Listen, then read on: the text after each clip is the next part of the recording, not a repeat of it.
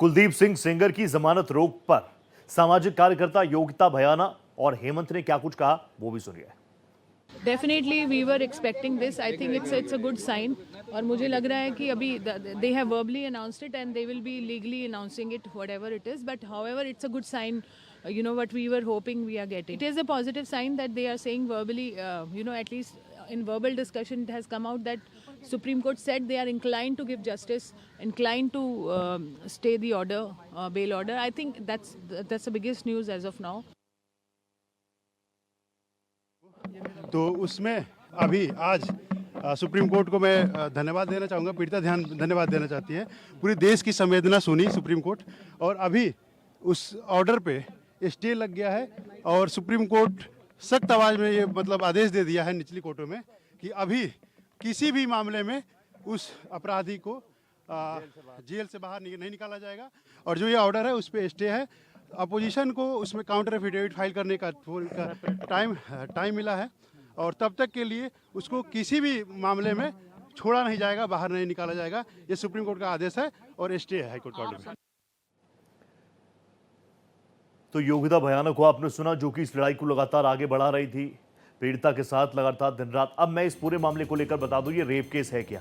देखिए हाईकोर्ट के आदेश के बाद क्या हुआ, दोषी कुलदीप सिंह सेंगर को दिल्ली हाईकोर्ट से जमानत मिल गई। ये 23 दिसंबर की बात है। जैसे ये फैसला सामने आया, लोगों में आक्रोश, लोग उद्वेलित हो गए। पीड़िता दिल्ली में बैठकर ये कह रही थी कि ये तो हमारे डेथ वारंट पर साइन कर दिया गया, ऐसा फैसला है, अब हम आगे कैसे जिएंगे, ये चीज भी कोर्ट को सोचना चाहिए।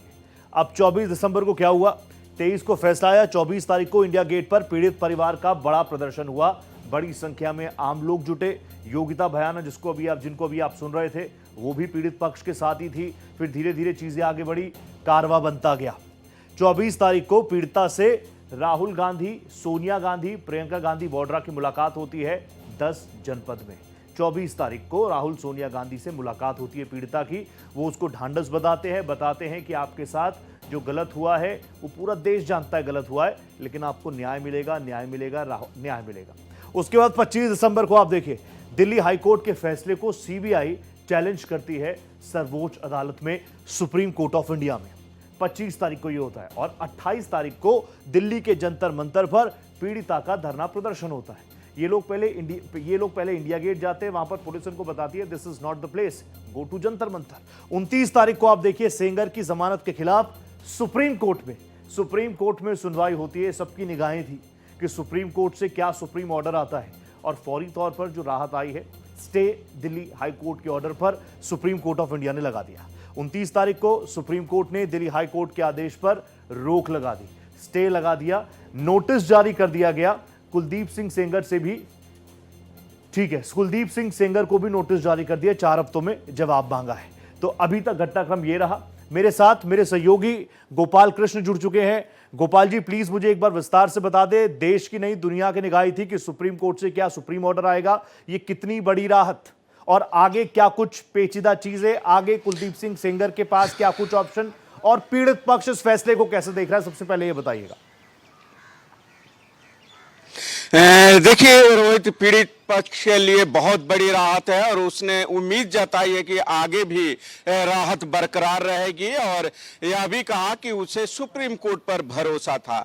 जहां तक कुलदीप सिंह सेंगर का सवाल है तो दिल्ली हाई कोर्ट के फैसले पर सुप्रीम कोर्ट ने अंतरिम रोक लगा दिया। हालांकि सुप्रीम कोर्ट ने अंतरिम रोक लगाते हुए कहा कि जब हाई कोर्ट एक बार रिहाई कर देता है तो फिर जिस व्यक्ति की रिहाई होती है उसका बिना पक्ष सुने हुए एक तरफा रोक नहीं लगाया जाता है। लेकिन यह मामला गंभीर है और इस मामले में कहीं ना कहीं असमानता देखने को मिली है। कोर्ट ने यह भी कहा है कि चूंकि दूसरे मामले में कुलदीप सिंह सेंगर दोषी है और उस मामले में उसे जमानत नहीं मिली है, इसलिए इस पर रोक लगाई जाती है। सीजेआई सूर्यकांत ने कहा कि पॉक्सो के मामले में एक कांस्टेबल को लोक सेवक के तर्ज पर माना जाता है, लेकिन वहीं जनता द्वारा चुने हुए जो प्रतिनिधि हैं, वो विधायक हो या सांसद हो, उन्हें इससे अलग रखा जाता है, जो इस असमानता के लिए एक गंभीर चिंता का विषय है। और यही कहते हुए कोर्ट ने कुलदीप सिंह सेंगर को नोटिस जारी कर 4 सप्ताह में जवाब देने को कहा है। हमने महमूद प्राचा को सुना, आपने भी गोपाल जी उनसे सुना होगा, of the record on the record आप उनसे बात करते हैं।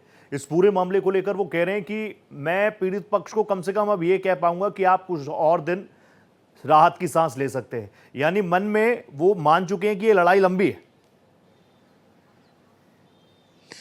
देखिए रोहित, लड़ाई लंबी है, आसान नहीं है, क्योंकि सुप्रीम कोर्ट ने एक चीज स्पष्ट कर दिया है कि जिन 2 जजों ने यह फैसला दिया है हाई कोर्ट के, वो देश के बेहतरीन जजों में गिने जाते हैं, लेकिन गलतियां किसी से भी हो सकती है। यानी कि कहीं ना कहीं सुप्रीम कोर्ट ने यह इशारा किया है कि पक्षों के मामले में जिस आधार पर दिल्ली हाई कोर्ट ने सशर्त जमानत दी थी और सजा को निलंबित किया था, वह उसमें कहीं ना कहीं हाई कोर्ट को चूक हो गई है। जहां तक महमूद प्राचा का सवाल है कि लंबा खींचेगा, तो बिल्कुल लंबा खींचेगा। अब चूंकि सुप्रीम कोर्ट इस मामले में सुनवाई कर रहा है, जब तक सुप्रीम कोर्ट इस मामले में सुनवाई नहीं कर लेता है, तब तक हाई कोर्ट में कम से कम इस मामले में सुनवाई नहीं होगी। ऐसे भी हाई कोर्ट इस मामले में जो सजा निलंबित किया है, वह सजा तब तक निलंबित था जब तक इस मामले में हाई कोर्ट कोई फैसला नहीं दे देता, क्योंकि जब भी इस तरीके के मामले सामने आते हैं, वो हत्या का ही मामला क्यों ना हो, दोषी जब अपील करता है तो उसको सशर्त जमानत देते हुए सजा पर रोक लगाई जाती है, क्योंकि कोर्ट को यह पता नहीं होता है कि मामला कितने दिन तक चलेगा। इसलिए कोर्ट जो है इस मामले में कानूनी प्रक्रिया अपनाता है और उसको राहत देता है। लेकिन इस मामले में जिस तरीके से विरोध हो रहा था, विरोध का सुर लगातार बढ़ता जा रहा था, उसको देखते हुए इस मामले में सीबीआई ने एसएलपी दायर की, जिस एसएलपी पर सुप्रीम कोर्ट ने यह आदेश दिया है।